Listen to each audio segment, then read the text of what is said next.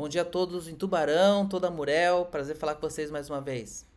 Então, trouxe três assuntos hoje que me chamaram bastante atenção. Primeiro, o governador Jorginho Melo conseguiu atrair uma liderança de peso para sua órbita eleitoral nos últimos dias, né? Ele conseguiu trazer o prefeito de São José, Orvino Coelho de Ávila, que é do PSD. O que isso importa estadualmente?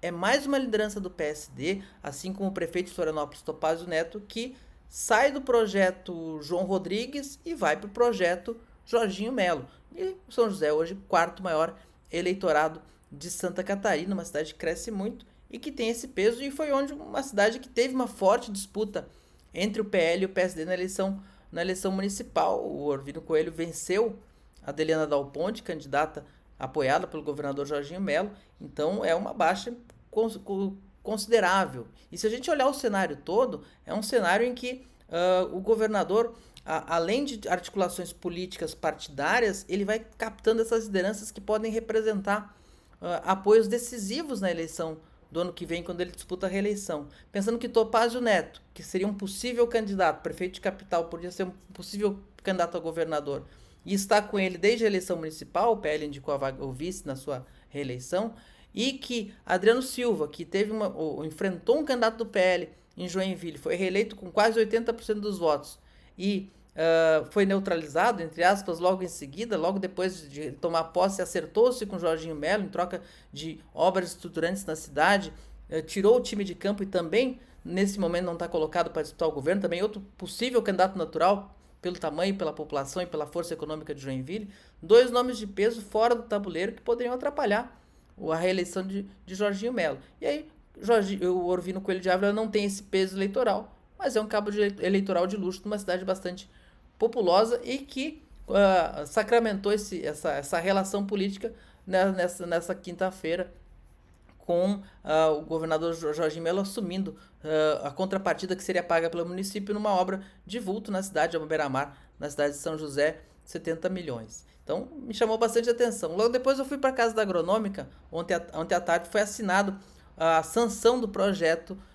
dos projetos aprovados pela Assembleia Legislativa em tempo recorde, que ajustam a universidade gratuita e o Fundesc, que é equivalente para as universidades privadas com fins lucrativos, para melhorar os controles da fiscalização, colocar um teto de patrimônio máximo de R$ 1,5 milhão para quem quer familiar, para quem quer participar, um teto de 4 salários mínimos de renda pessoal desse estudante ao máximo para poder pleitear uma vaga. Antes, estudantes de medicina podiam ter até 8 salários mínimos. Então, vamos ajustar o programa para ele ficar mais focado em quem precisa e deixar de lado quem pode pagar, que deu tanta confusão nos últimos tempos. É um apertar o cinto ali.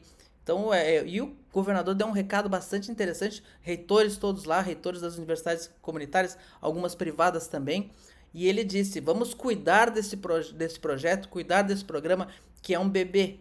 Ou seja, ele está querendo que os reitores apertem a fiscalização lá na ponta, para que não estoure no governo depois, no geral, o que gerou. Vamos ver no que vai dar isso aí. O programa é grande, o programa é muito grande, e o governador aposta muito nele. Foi uma promessa de campanha eleitoral, essa compra das vagas para estudantes de universidades comunitárias e privadas também, para estudantes catarinenses.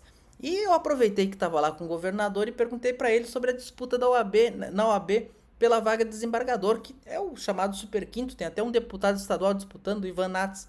E o governador lá atrás disse que, se o Ivan Nats estivesse na lista de 3 nomes que vão ser definidos pelo Tribunal de Justiça, os advogados votaram na segunda-feira e elegeram 6 nomes. Agora são 3. Cabe ao tribunal reduzir isso para 3 e o governador escolhe o desembargador. E ele prometeu que, se o Ivan Nats estivesse na lista tríplice, seria o escolhido. A lista sextupla tem Márcio Vicari, que foi procurador-geral do Estado, ficou em primeiro entre os advogados.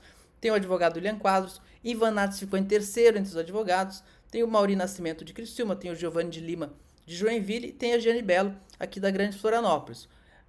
Vamos ver como é que vai ficar isso aí. O Nats tem um pouquinho mais de dificuldade de trânsito no tribunal, mas eu perguntei para o governador se ele mantém a promessa de que, se o Nats estiver na lista tríplice, vai ser escolhido. Ele disse que promessa não se volta atrás e que Nats será escolhido se estiver em primeiro, segundo ou terceiro lugar na lista. Ou seja, todo mundo entendeu. Vamos ver, cada um entendeu.